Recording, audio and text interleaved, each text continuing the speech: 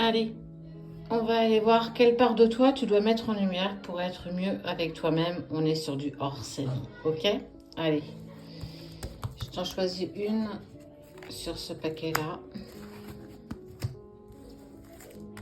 Une sur celui-ci. Une sur celui-là. Qu'est-ce que tu penses que tu peux mettre en lumière? Dis-moi tout.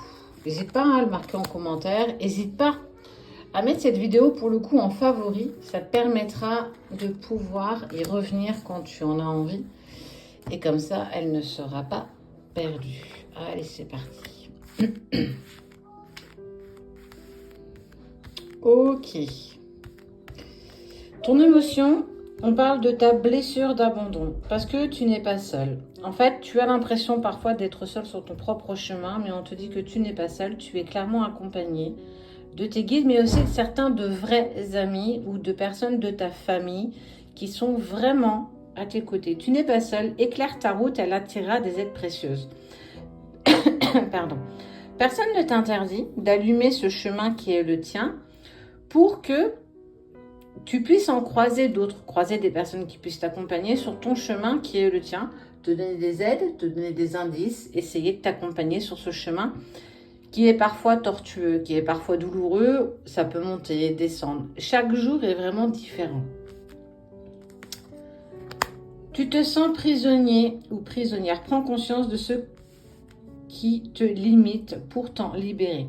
Tu as tes propres limites qui ne sont pas ceux des autres, ce sont les tiennes, rien qu'à toi. Et parfois, tu as tendance à aller au-delà de tes limites pour les autres, pour leur satisfaire, par peur de décevoir. En fait, ça met énormément de choses en lumière.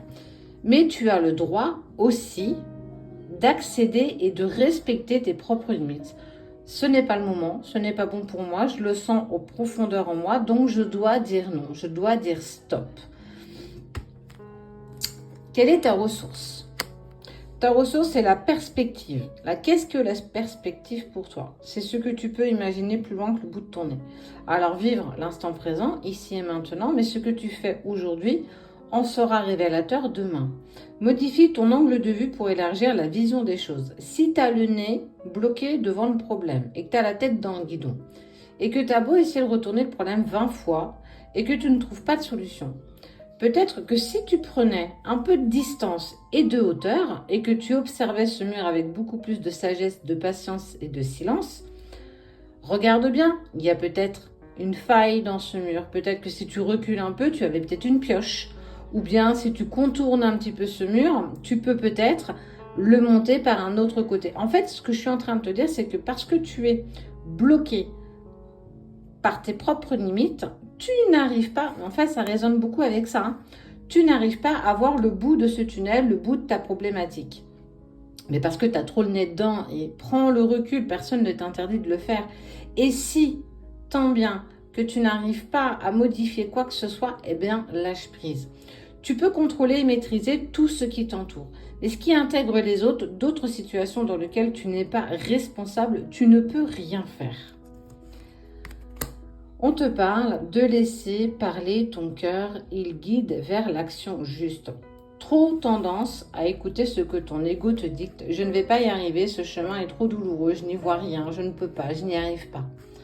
J'ai atteint mes limites et je sens que cette situation ou cette personne avec qui je n'arrive pas à avancer, avec qui j'ai l'impression qu'on ne se comprend plus, peut-être que je ne suis pas dans de bonnes disponibilités. Ben non, change ta façon d'interagir.